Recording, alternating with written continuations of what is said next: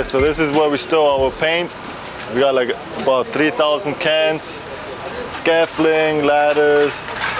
What we're doing right now is we're gonna take out all the crates and sort all the colors by tones. So the blue tones go with the blue tones, the yellows with the yellows.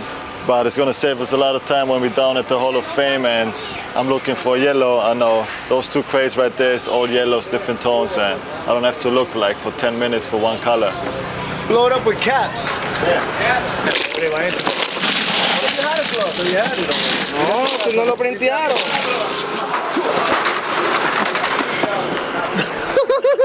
All right, so what are we gonna do? Home Depot and F&F? Yeah. So let's go get this paint.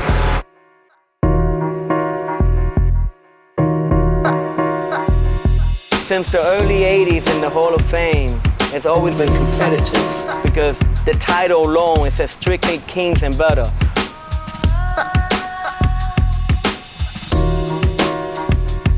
Whenever we do the Hall of Fame, we're going there to get busy. You can say it's not a battle, it is, whatever. We're here. All we do is battle.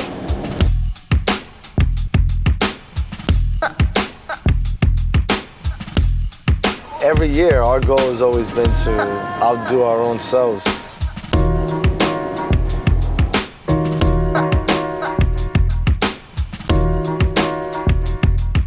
Every year we gotta come with the best.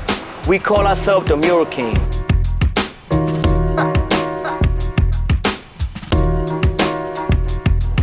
So we have to show the younger generation and the older generation that we're still gonna be the top ranking crew in New York City, and we wanna be the top ranking crew around the world.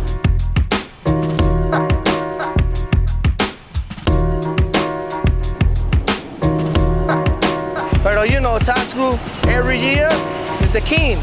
It's burn everybody.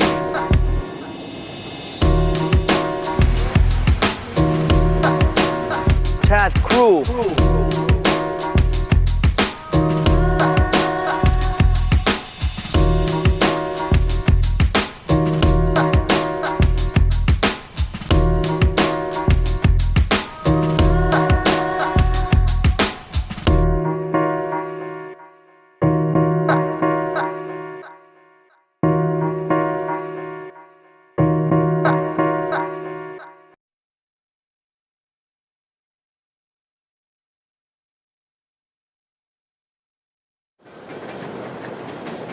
In the early 80s, like, I saw a train, and it was like Scene or Dondi or Lee Piece.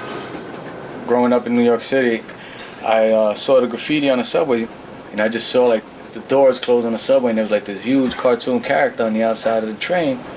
And to me, that shit was like the world's largest comic book cover, you know what I mean? Like, it had the name, which was like the title of a comic, you know what I mean? And it had a character, which was like the superhero. I mean, it had all the elements and all the colors. And I was like, wow, I was always into art. I enjoyed drawing, whatever. But when I saw this, I was like captivated. I was like, whoa, I said, I gotta do that. And I was like, wow, that's like a lot of colors. That's what I want to do. Wow, what is that? I want to know who's doing that and, you know, how to do that. So, like any other graph head, you have to find the name. Because obviously you're not gonna go putting your government name up on walls and like, you know, you might as well add an address to that. So I started writing NICE, N-I-C-E, and there was a time in the 80s where they would put like IZM at the end of a name or ERs at the end of the name. So I had painted a train, and someone said they saw it and introduced me to someone else as NICE, and I was like, nah, it's NICE.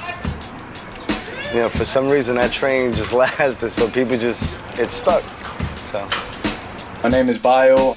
I grew up in Bronx River Projects, and I met this guy named Kenny. He used to write View, V-U-E. And one day we were hanging out in the staircase in the projects, tagging, whatever, and he did like a B-I-O tag. He's like, why don't you try this name? So I stuck with Bio. That became the name I decided to stick with. My name is BG183. I got it from playing baseball. I used to bring the runners in. So I said, hey, bring them in, bring them in. So people started calling me Bring. So I took the B and the G and put it together. And then the number came about because people used to say I had like 183 styles. So it became BG183. before TATS CRU became TATS CRU, it was originally TAT. That was a crew name we had for ourselves when we painted on the trains in the 80s. Back then, TAT stood for Top Artistic Talents. Founders of TAT was Brim, Mac, Bass, and Bio. Bio met Brim and Bass in junior high school, and they started TAT together. So then I met Bio in a major art class in James Morrow High School.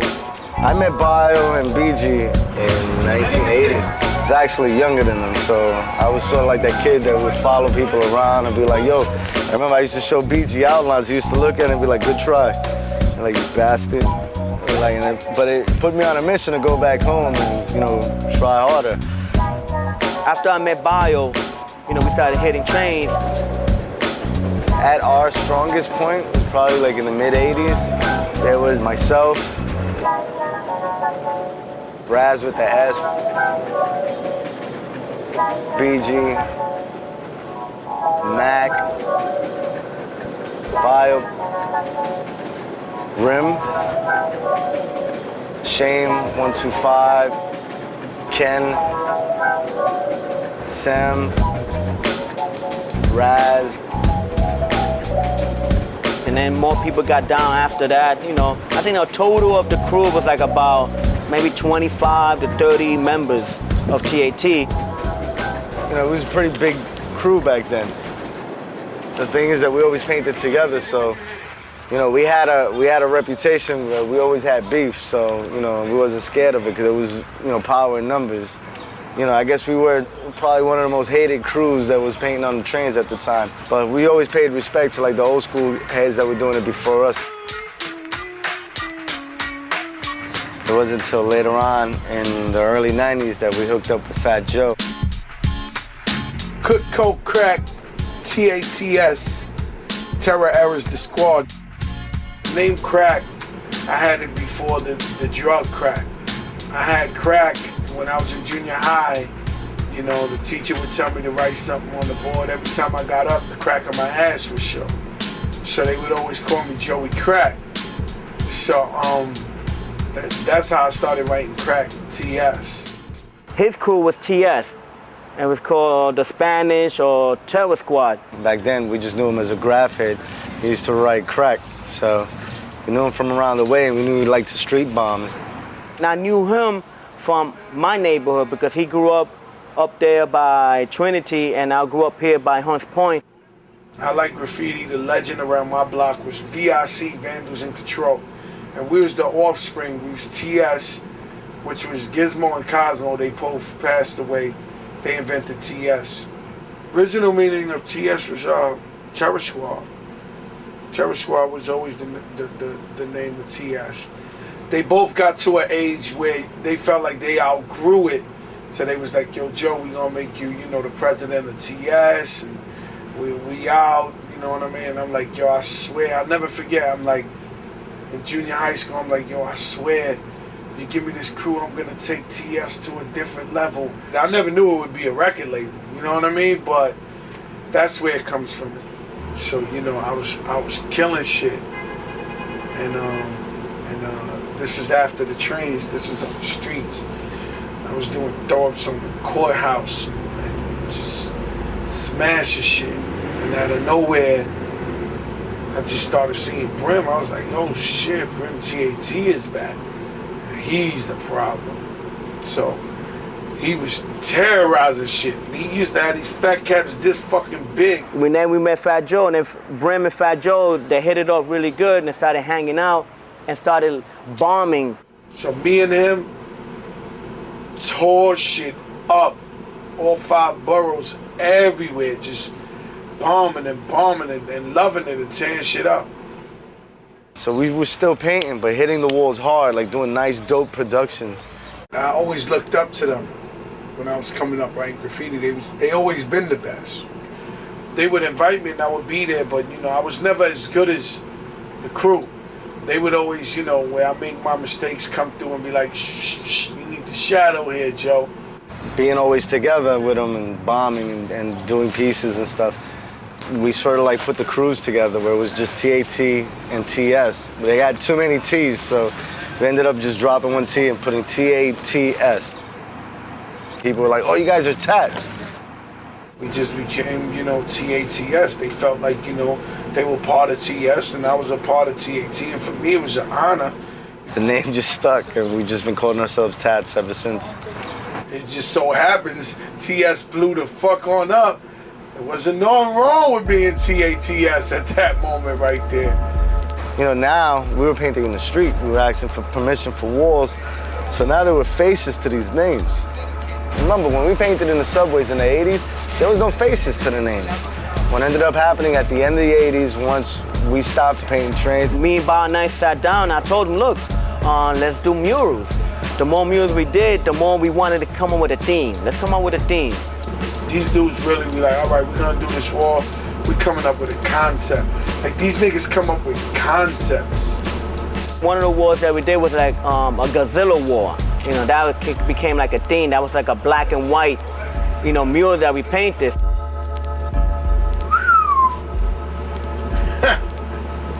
Them dudes are a problem. Nicer, Bio, BG, they're so talented and so creative. And not only are they creative with the artwork and the coloring, is like their ideas.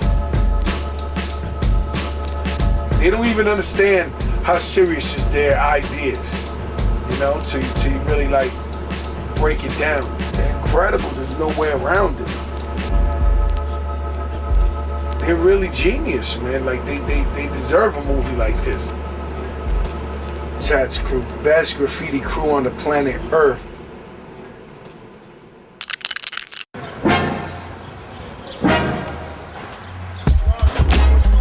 Should I move the van up a little? As far as the mural productions, we all work together. There's 6 of us. We all split it up. Like Nice is pretty good with the characters, and BG's good with portraits, so we divide up the responsibilities. I'm pretty much the letter guy, so I'll do all the lettering. The twins are pretty versatile, so they'll work background, do their names, and Sentu gets busy doing his pieces. So Sentu, that's me, alright? Sentu on the Hall of Fame representing Boricua, straight Boricua. Simple piece. Today, painting something different, painting something nice, you know, something unboxing. You know, we just all work together, fill in, move around, jump around, you know. One guy's, here, hold this ladder, get me this color, let's move down, whitewash this, you know, we share the responsibilities. Same thing, we each look for colors, we dig for paint, you know. No man is above no man here. Oh, mira, está saliendo con un pedazo de papel.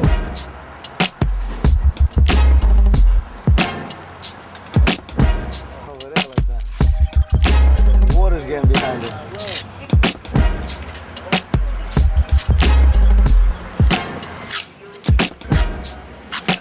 I can start laying out.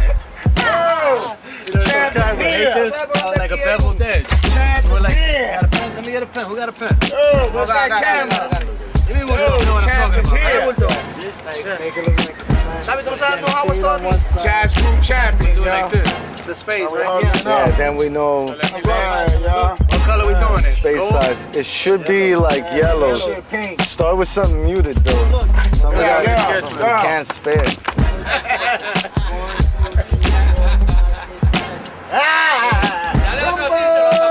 Okay, nice one. You ready, nice one?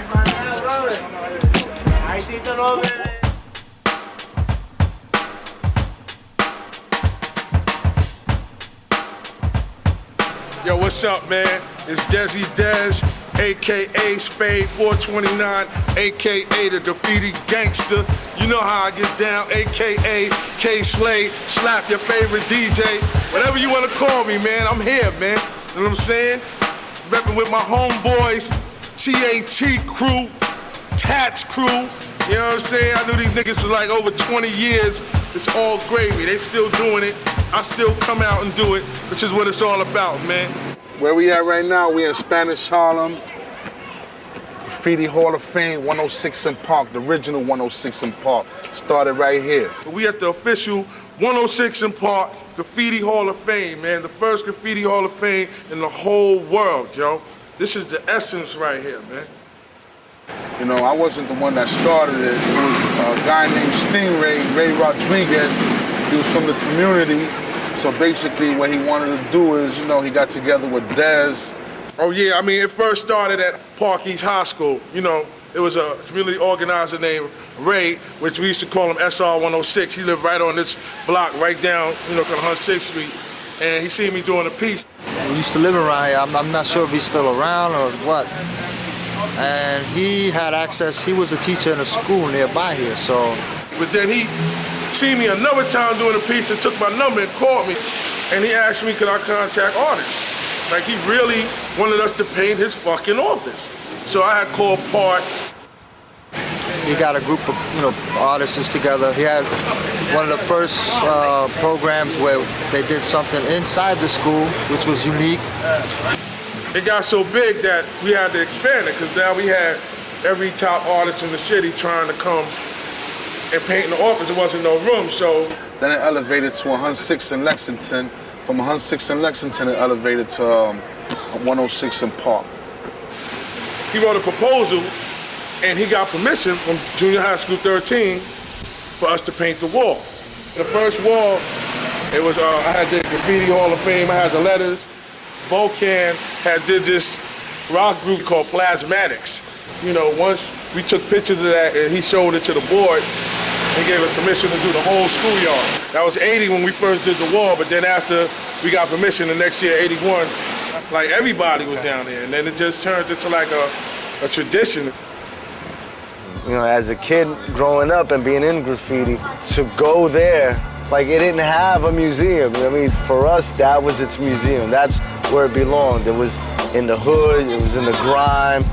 Everybody who was in there were like the stars of the subways at the time. For me to walk in there, to me, it was really a graffiti hall of fame.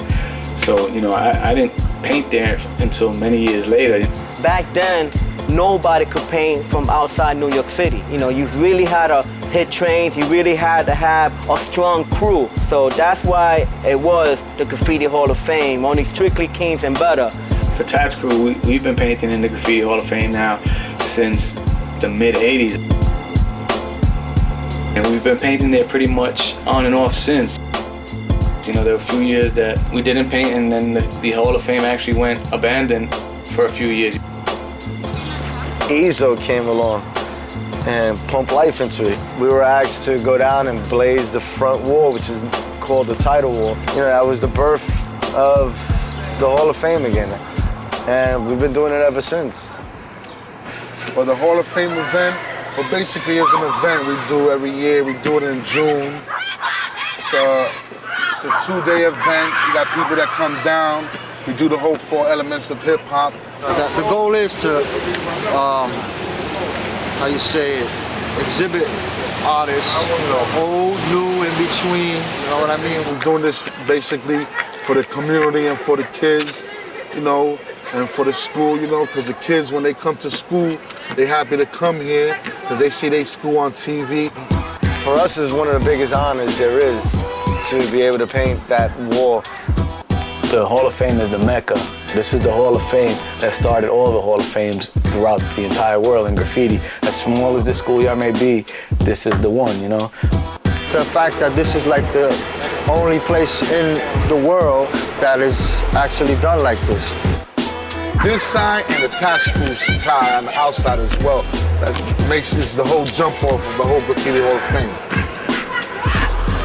You know, so those 2 walls is like the focal points. They set it off for the whole entire yard. You know what I mean? So if you see that wall getting, you know, done up properly, then you gotta be on, you know, your A game. I come every year, yo. So how long you see yourselves doing the Graffiti Hall of Fame? Till I can't fucking lift my right arm, man. I'm willing, I'm saying. I mean, yo, with me, I've always been the type of person, no matter how successful I get with whatever, I don't forget where I come from. You understand what I'm saying? And I think it would be real disrespectful for me to blow up on the music tip, and now I'm like, I can't come get down and dirty no more. Yeah, come on, I love this shit, man. Yeah, man. Every year I fuck my clothes up when I come out here. I mean, I don't see any other event like the Hall of Fame that brings so many different artists together from different generations to paint. You know what I mean? I don't see watercolorists doing it. A lot of artists that didn't hit the subways are down here now. It's a lot of artists from different countries. It's still strictly Kings and better, but I'm just giving it a flavor of different parts of the world where people come down and represent as well.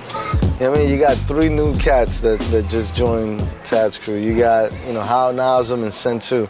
So for the old 3, you know what I mean? It's like we're battling, because we always have that mentality, like we're battling each other. I felt really honored when I painted for the very first time at the Hall of Fame.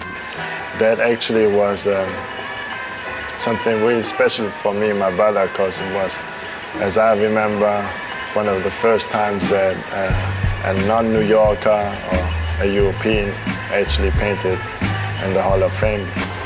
For me, it's like one of the best part of my life. It's like, look the magazine Puerto Rico, 105 Park Avenue, Hall of Fame. A lot of real famous people's painting. And me painting like 5 years right now, it's like, I don't believe. It's a free museum. You're walking in, you're getting the best artwork, you know, from 3 generations and at this point now it's an international thing. So you're getting 3 generations and international artists from around the world. And where else can you go and get that for free? Right now, we just whitewashed the wall, and now we just gonna do the idea that we have. It's the boxing thing. And it's looking good, you know. On my side, that's the corner, you know, I'm gonna do my name, BG, and then Nice is gonna do his name on the right-hand side, and then we're gonna do the belt, you know what I'm saying, the championship belt right there in the middle. That's represent the whole crew, and then each one gonna represent themselves as the artist, you know.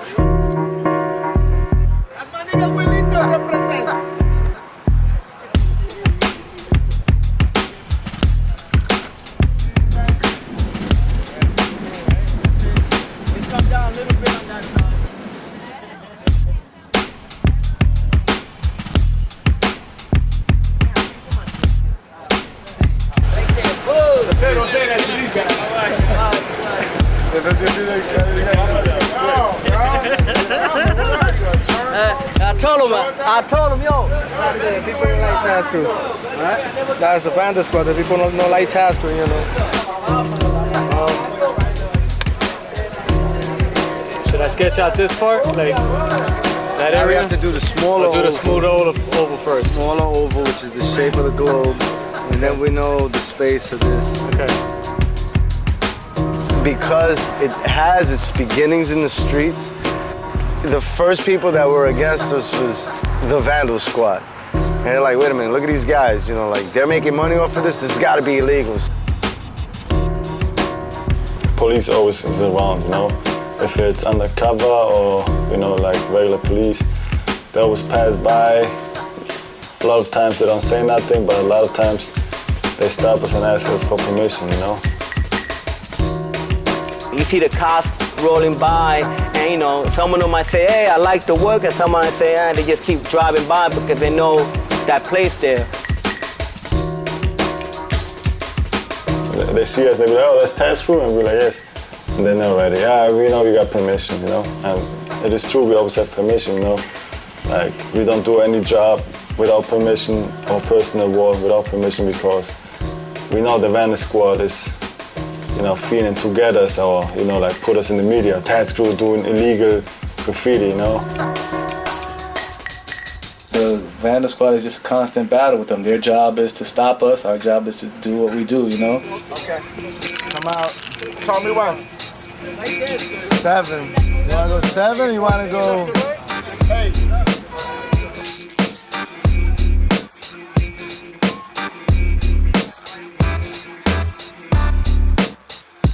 I'll go here. I'll put you here, Nazem. Hi, you want here or you? No, you was here last time, right? Where were you? You was over there?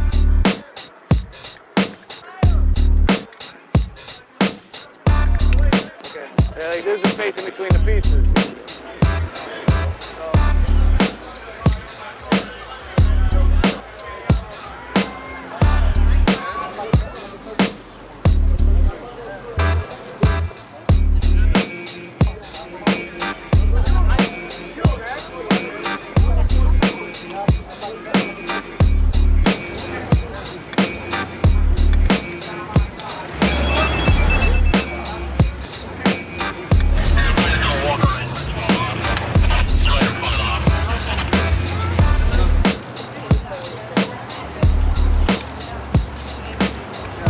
the S, that's the E, that's the N.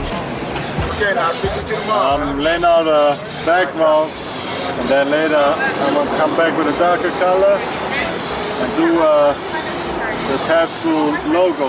Not the tag, but the one with the brush, with the spray can and airbrush.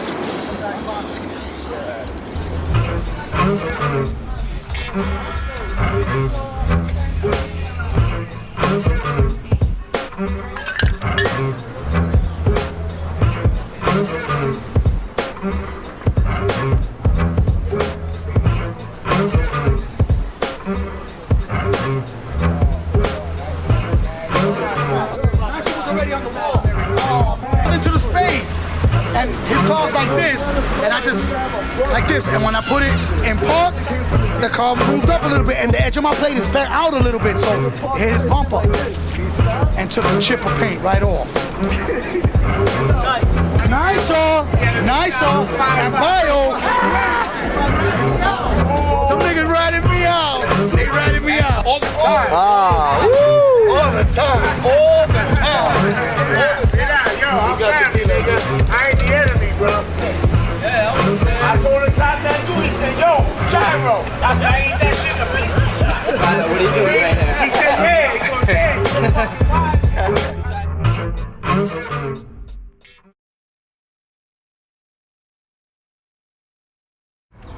That's why when we met Hal and Nazem in like the mid-90s, it was funny. What ended up happening was Hal and Nazem had come from a small town in Germany called Düsseldorf. You know, like I follow the graph movement, and originally it's from the South Bronx, New York. We just bought the ticket and came over here, and we had no contacts, nothing. I ran into Bio BG Nisa through Brim, who was running Fat Joe's store. Well, it was called Halftime. It was me and Brim. And Brim really ran the whole company. You know, incorporated graffiti / hip hop gear. People from all over the world, tourists to come. Brim told him, you know, he's not really painting anymore, but he'll hook us up. You know, he connected them to me, Nice, and BG. Bio called me back, and he said, yeah, no problem, just meet us. We're doing a job on 126 it was, and 2nd Avenue. about an hour and a half passes. They call back, they're like, yo, I'm here on 26th Street, where you at? So I was like, no, 126. All right, no problems. And we went, it took us like mad long to get there. They call about another half hour later. They're up like by 220 something, and they're like lost. But they traveled Manhattan up and down. I don't know if they were playing tricks with us or not, but they were sending us back and forth. I wasn't getting the addresses, but I had no clue of the system and nothing. So, and we looking at them and we're like, you know, who the hell are these guys? We met them and we saw their portfolios. You know, what was interesting was like the work was like really like top-notch work, but never really heard of these guys. And we started asking them questions, and we found out they spoke Spanish because they were born in Spain. So here, like these two white-looking guys who were telling us they're from Germany, but they're fluent in Spanish. So we're like, you start talking to them, and they flip it from English to Spanish, and then they speak to each other in German. Well, we met them, and it was really cool. We got along. You know, they were surprised that we speak Spanish, and they loved our artwork. You know. But they each had a portfolio. What was funny about it was that when you look at one photo, you would see half the wall, and you'd be like, "Where's the other half?" And he was like, "Oh, and it's in my brother's book." And you have to look in the other portfolio to see the rest of the wall, because they would do half and half the wall when they work. Yeah, what I didn't realize or take into consideration was that the name of their crew was RAL. It was just them two. So it stood for right and left. And then you're looking at these books, and it's like he's got the right side of the wall, he's got the left side of the wall. That was their gimmick, you know what I mean? So we thought it was cool. We got along, and after like 2 days, I did a wall with them. And they said, "Yeah, paint whatever you want, you know, like as much as you want." And when we come back, we jump in and finish it up. That was in the morning. They left, and I think they had to do a job. When they came back, we were finished, and we were like, "Have you guys finished already?" And then we surprised them basically with that. They were like, "Oh shit, you guys are fast and nice." And I guess that was like a little test for us. I think so. I don't know. They never confess to it. And they just turned out to be like good guys, you know. Apart from the fact that they were good artists, they were also cool people. So, you know, our whole thing is it doesn't matter. You could be the most talented guy in the world, but if you're an asshole, you're an asshole, and we're not going to deal with you just because you're a good artist. The Twins came along in '97, and they had the same idea of coming up with like a theme and all that, so it made it even better for us to even paint even more. They asked me if me and my brother want to represent TATS CRU in Europe, and of course I wasn't going to deny that, you know. They wanted me and my brother to represent in Europe or worldwide, because they knew we was traveling a lot, the TATS CRU. And we said, there's no problem, do that. I was proud to represent a famous Bronx-based graffiti crew and to be the only new school member. Then we just kept coming back and forth, you know. In '98 we came back for another month, and '99 we stood a little bit longer, and it's been now almost 5 years that we've been here. They hung out with us, and we sort of like embraced them ever since. They're now part of the family.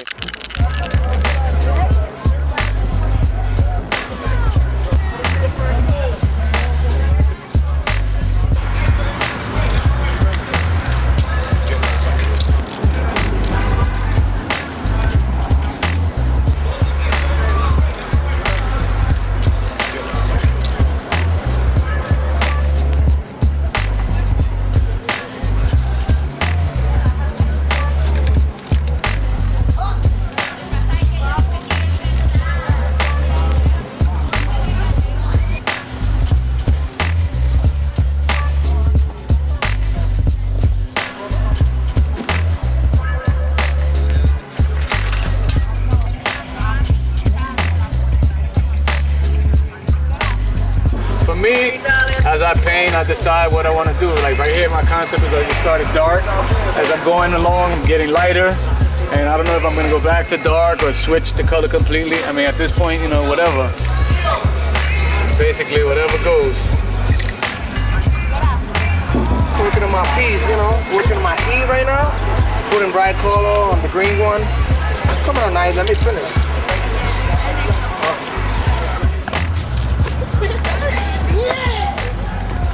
Oh, I love these people. Is that why you stopped? What happened? Yeah, you know, because they changed this. I have been dying to meet these people because you know what? They always have something so positive on these murals. I'm like, who the hell are these people? Where are they? And I've been praying, Lord, I just want to meet them one time. God answered let me tell you, they made my whole, yeah!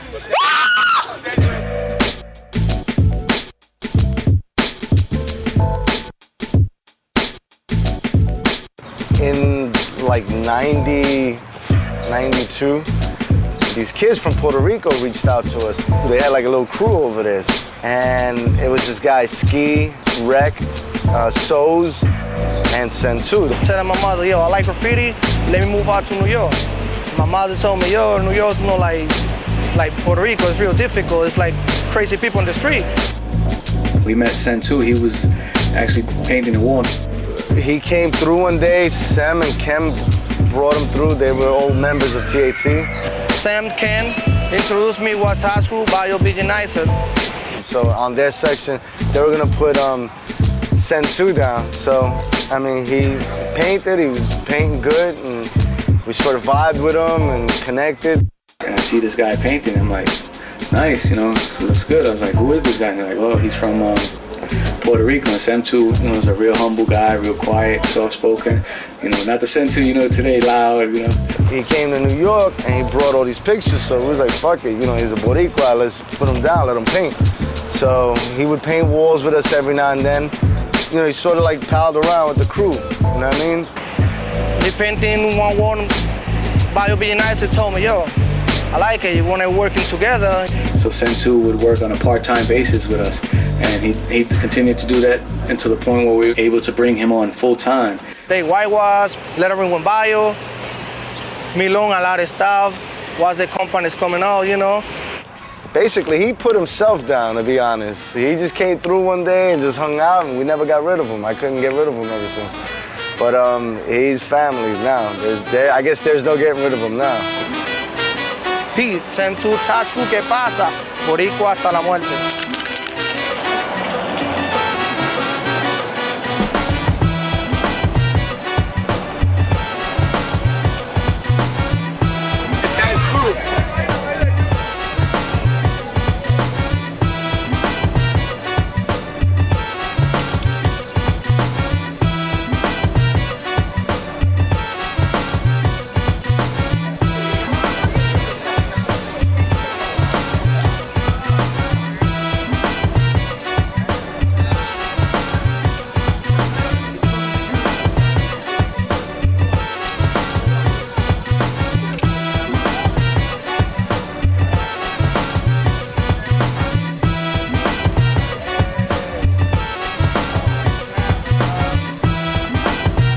Right now, just putting more colors in.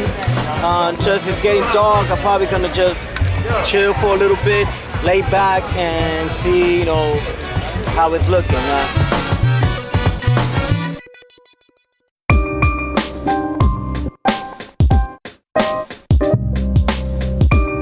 I did a piece years ago in the front of the Hall of Fame, and I did a huge bio, and I dedicated it to an old writer who had passed away, Shy 147, like in my 3D. That's the way writers used to pay tribute to people like that. First time we did a memorial wall with a portrait was for one of Fat Joe's best friend, Tony. Fat Joe was just coming out with his first album, and his friend Tony had been killed, so we did a portrait of his face on the paddle book. We started also getting calls for memorial walls. For me, it was like the most saddest thing to do, because that I'm painting my own people on the wall. After a while, it got to the point where we didn't even know these people. Now it became more like a mural for the person that's passed away. So we sort of try to personalize each mural. We included a portrait, we include the name or nickname, we include the date of birth, the date of death, and maybe a quick few words from the family or friends. And that became the pattern in developing to what the memorial walls are today. BG's the killer portrait guy. I want to make sure that it looks like 100% of the person that I'm painting on these walls, because I'm dealing with the family, and if it doesn't look like the face, they don't care what we do in the pieces for his name. You could do the dopest background, but if the face don't look like the person, they don't care, And then when the face look like the person, that's when everything come into place. Oh yeah, I like the background, I like the car, I like the scenery, I like everything else. People come up to me after I finish the wall. People say, look, man, I just got a rush just seeing the face. You really capture his look. Early on, people were saying, oh, these memorial walls are drug dealers, they're gang members, you're glorifying. And that wasn't the case, because we were doing memorial walls for everybody in the neighborhood. They were just normal people from the neighborhood who had people that cared enough about them to have them put up on these walls. The day when Pun died, we were actually here in the office getting the paint ready to go do some promotional walls for the second album that was about to drop. And we got a call from somebody saying, is it true that Big Pun passed away? And we were like, what you talking about? I don't know, I didn't hear anything about that. They're like, nah, somebody told me that he passed away today. Somebody else called right after that, again, asking the same thing. And we were like, damn, something must have happened. So I said, you know what, let me find out. So I called Fat Joe, and Joe's wife picks up the phone, and I asked her, I said, is it true? People keep calling here asking us, has Pun died? She was like, yeah, he did. He died today. And we were like, I told the guys, I said, Pun died. And they were like, you bugging? They were like, everybody's bugging out. Like, oh, shit. You didn't even have to tell them. They was just on it, doing what they had to do. To see somebody who's a friend of yours go through like a loss like this, and the person who passed away, it's a traumatic thing. But then again, if you knew Pun, that he'll want you to just continue and get busy and do your thing. So instead of going out to do the promotional campaign, we decided that we were going to do a memorial wall for him. So we decided to use a wall here in the Bronx. At the time, what was on the wall was a character with a bulletproof vest and 2 guns, which actually Pun had took some publicity photos in front of the walls when he was first coming up as a rapper. And being that he liked that wall so much, he was like, let's do it over that wall. Before we could even get word out that Pun passed, the rumor was all over the hood, all over the street, like, yo, Tats, they doing the craziest piece you ever seen. And I would say thank you, but I wouldn't expect nothing else from them. That's who they are. They good people. That shit had to be the craziest day ever. We started painting, about an hour in, there's like 50 people, 100 people just gathering. And before you know it, the entire block is just like swarming with people. It was just, people were just coming from all over. It's like I went over there and I was like, you know, I was numb. I couldn't even tell you what I was thinking. So I went over there and I was like, you know, for us, it's overwhelming. You know, we're used to crowds when we paint, but this was like unheard of. And the second day when we finished, you know, we're sitting back, we drive off, we get arrested, you know, for paint. We actually got arrested for painting. Funny. We got arrested for painting that wall. You know, we were picked up somewhere else. You know, they didn't grab us at the wall. They picked us up like a few blocks away. They didn't want to do it in front of, I guess, the crowd or whatever. And we spent the night in jail. They were claiming that the property owners were pressing charges. I said, they're not pressing charges. I said, we've been painting this wall for years. They're like, nah. We're sitting in central booking, and the CEOs are coming up to us like, yo, you guys were just on the news, blah, blah, blah. Fat Joe had went to the precinct. Jimmy from Jimmy's Bronx Cafe were there. You know, you had politicians calling the precinct. In the morning, the detectives who arrested us the day before show up, and they were like, that's it, you know, you're free to go. I think they just underestimated our standing in the community. They figured we were just some criminals. They don't understand we do a lot of work in the community, and we got mad love from the people in the street when we paint. We do change it every year. He passed away the 7th, so every February 6th we go, we start the new wall. The one that we did last year has a nice portrait of him, Yankee Stadium, you know, some graffiti style letterings, has a mic for the eye. Different versions of it have been in magazines, videos. You know, Fat Joe always uses it whenever he does interviews. It's really like a celebration of his life. People really want this wall to be done, you know?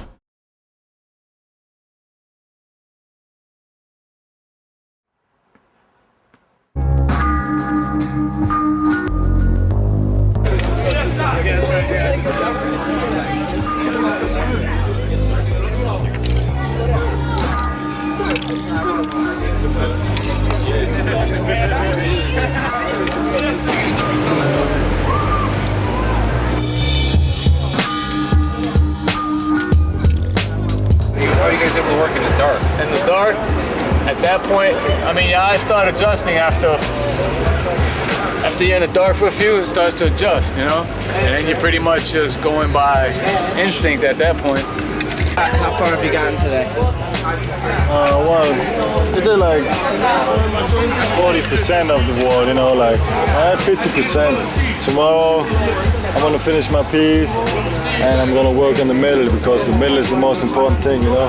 The bed is the whole theme, and if that doesn't look right, then the whole wall is, you know, a little weak. So we gotta work on that. I mean, everything's going well. The drawings are coming out good. All the paintings are coming out good. We got a lot up on the wall today. We had to come out today like around 3:30, just because, you know, we had to wait for the kids to get out of school. So with the time being limited, we can only paint from about like 4 o'clock on. You know, I'd say we got a lot done. So. I'm done with my piece. Done with the piece, and tomorrow we come back and knock out the background. Cool. How'd the day go for you? We're okay. You know, got here late, but we got to do a lot of stuff, so we're gonna hang out another hour or two, and then I guess head home or hang out. Losing light, but you know, we're gonna continue working a couple of hours more through the night. You know, at this point, everybody's pretty much working by instinct, filling in. You know, tomorrow everybody come back and fine tune. Like I'm pretty much gonna probably leave this like this. If I do add anything, maybe just a light green in the 3D, if that. You know, BG's still working on his, so he probably wants to finish up. But we still got the rest of the background to work on tomorrow. You know, we gotta start working on the emblem here, which needs to be fine-tuned, more shading, work on the letters, make it look more embossed, you know, clean up the writing. We gotta add the belt, do the stitching on the belt, the rivets, start giving it the life, you know, putting the whole concept together. You know, at this point, I say we're at 40% done, you know?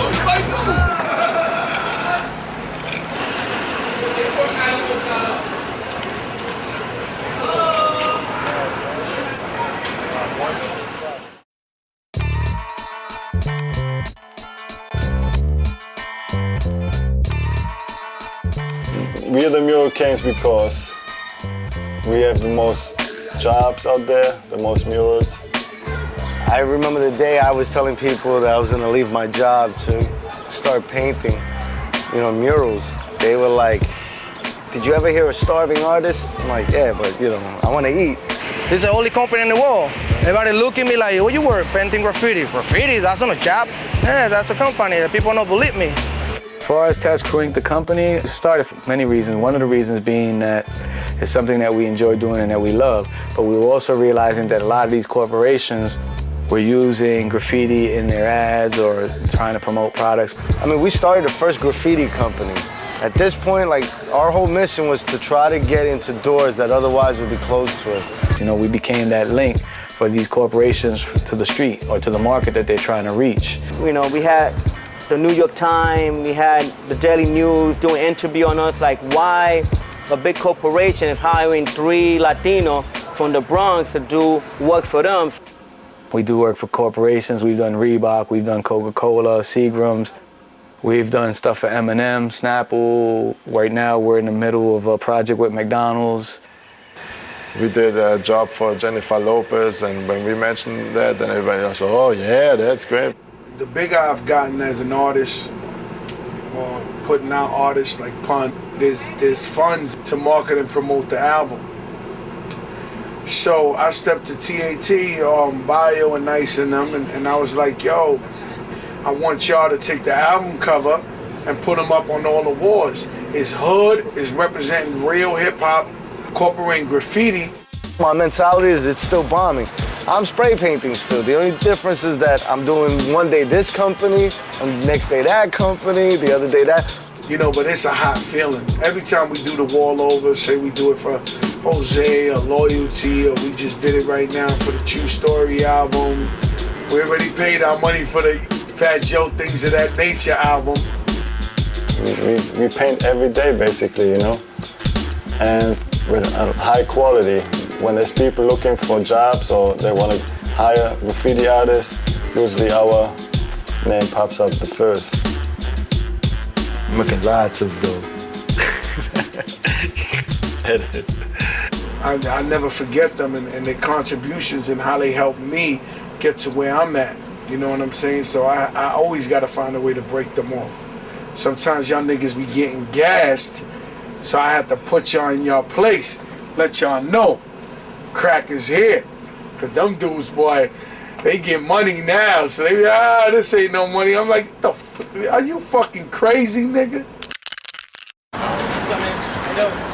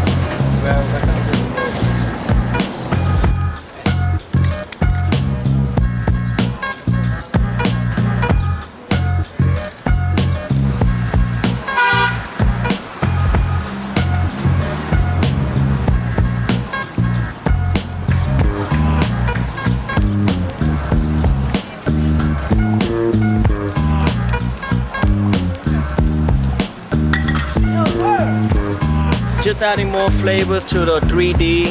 Just trying to bring out the 3D even more. I'm still working on the colors scheme, but I'm almost done. Well, yesterday we laid it out, got to position everything, realize where we have to put shadows and what else we're gonna add. So right now I'm doing like the whole detail thing because it's just too plain. I think I ruined my piece, I don't know. I put this purple outline and I'm not too happy, so. Right now remains, again, to be seen. I'm getting old.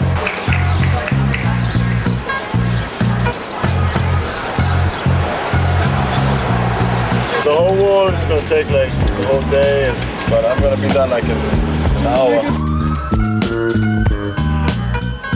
Right now I'm just still laying stuff out.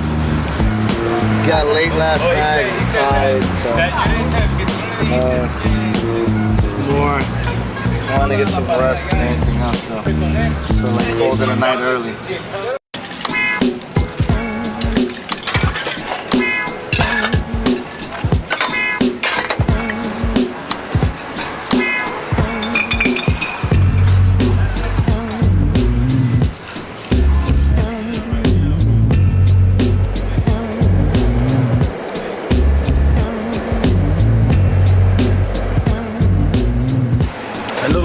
God is mad, he about to let it loose on all of us.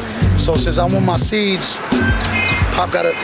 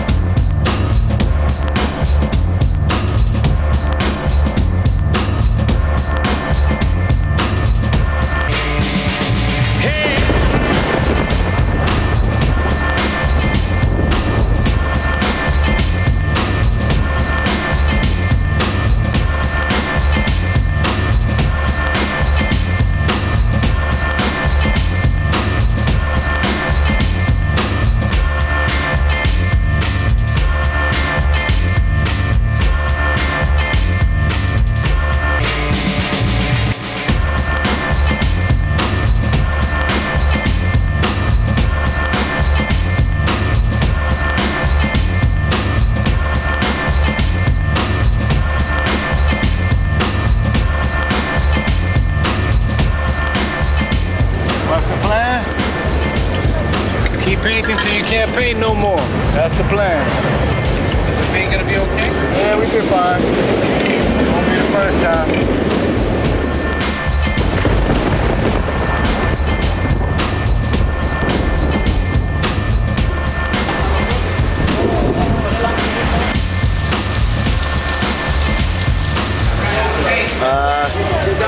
Call it a weather, call it a rain, so we're just trying to wait it out right now. It's nothing we can do. When Mother Nature's bad, she's bad. So as soon as it passes and it stops, we just wipe the wall down and try to get finished. Yeah.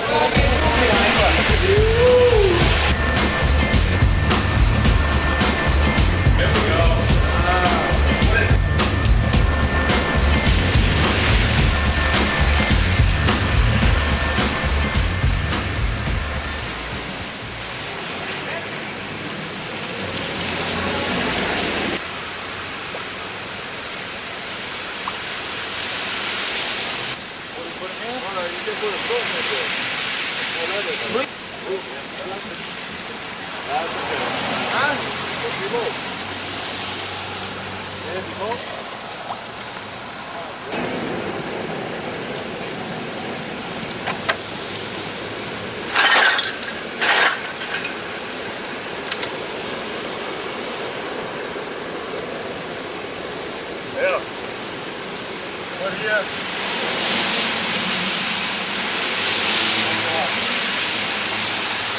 Put a piano right here.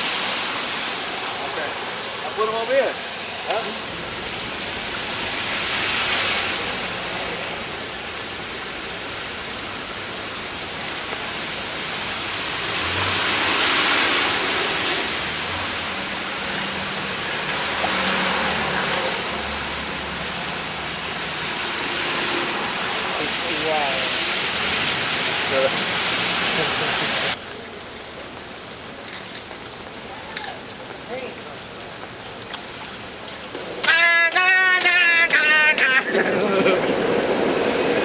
So basically, we done.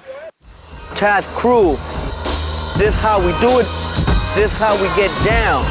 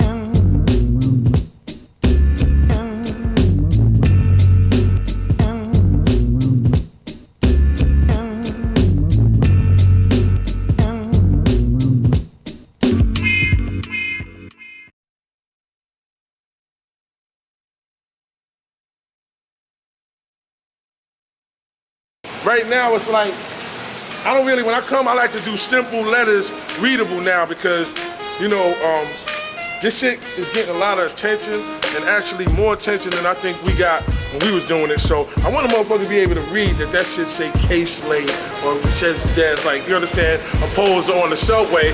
It was just our thing.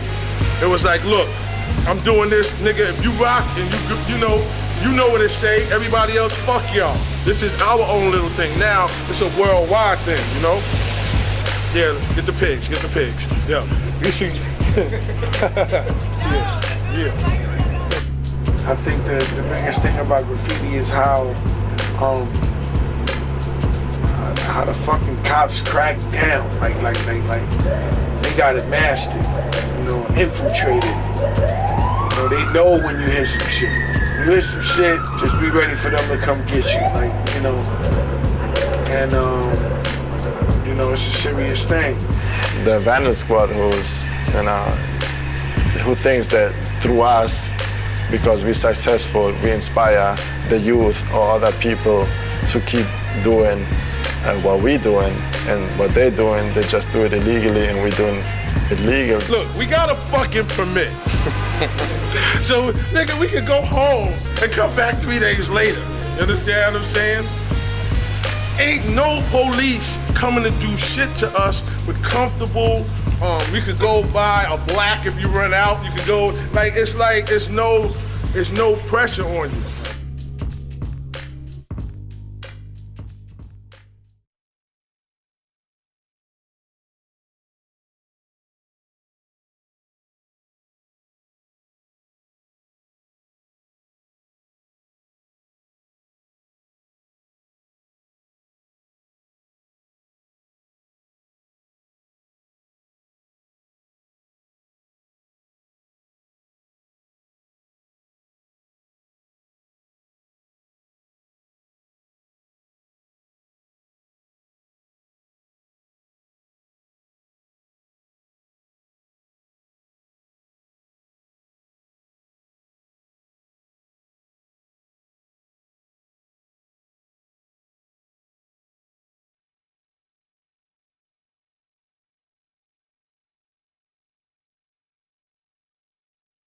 One of the biggest differences between painting a mural on a wall and painting a subway is that, yeah, I mean, the subway had wheels on it. You can paint it here in the Bronx, or shit'll roll through Manhattan, end up in Brooklyn or Queens, and come right back again. So, I mean, a lot of people got to see it. You know, subway trains was just a world of its own, and trains consisted more focus on the name. You know, the name was the important part.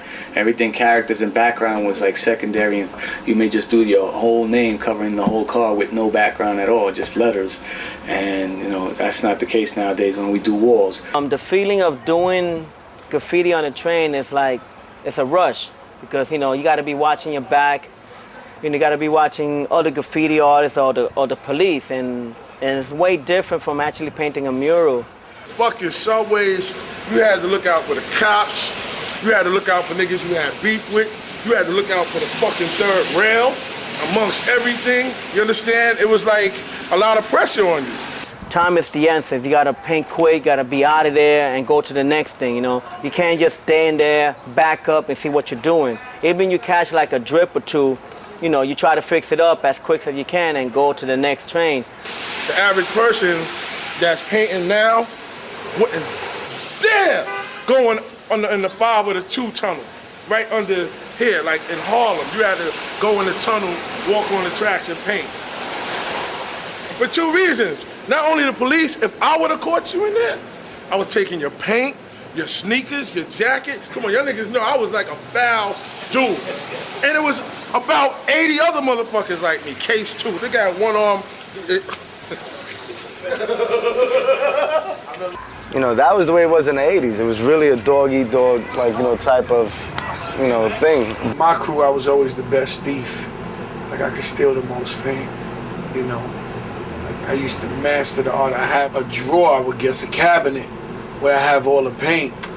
And I would have my jacket, my coat lined up, like make a special lining and just be like practicing. Like, sure, can I see that flashlight? As soon as you go, throw them in the arms. You know, I used to practice it like at home, like it was an art, swinging it to the back, swinging it to the back, swinging it in my pants. And I was the king. I was the king of racking.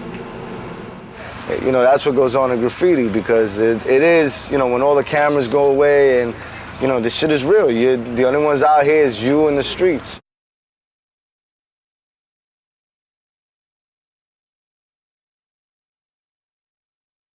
Times has changed, but graph has gone through an evolution. Back then, you wasn't a real writer, you know, unless you painted a train. So, I mean, now you can call yourself a graffiti writer and not even have to paint a train. Now you walk up to any wall and get permission and just, you know, paint.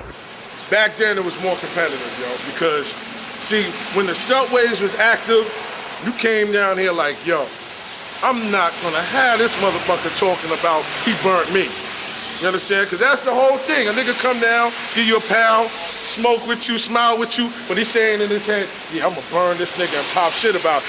That's how it was. It wasn't nothing personal, but everybody was out to outshine motherfuckers. So, I mean, Scheme was my partner.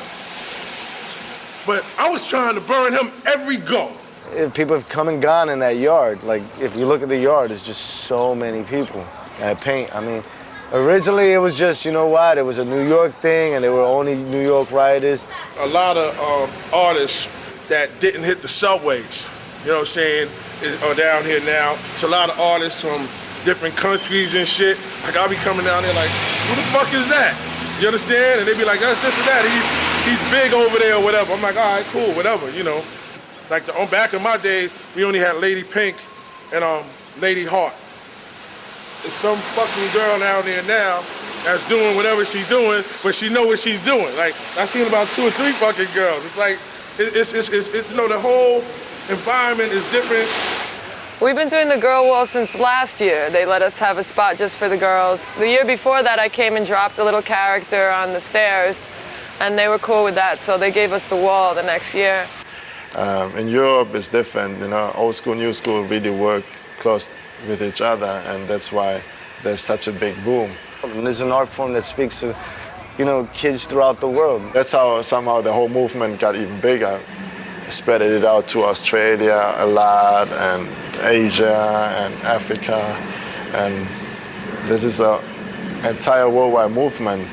These kids nowadays learn about graffiti through the internet. And the mass media really have to spread out the movement, support it through the internet, you know, like you don't even have to buy no magazine no more, you just do a few clicks. Right now it's like, I don't really, when I come, I like to do simple letters, readable now because, you know, this shit is getting a lot of attention and actually more attention than I think we got when we was doing it. So I want a motherfucker to be able to read that shit say K-Slate or says Dez, like, you understand, opposed to on the subway, it was just our thing.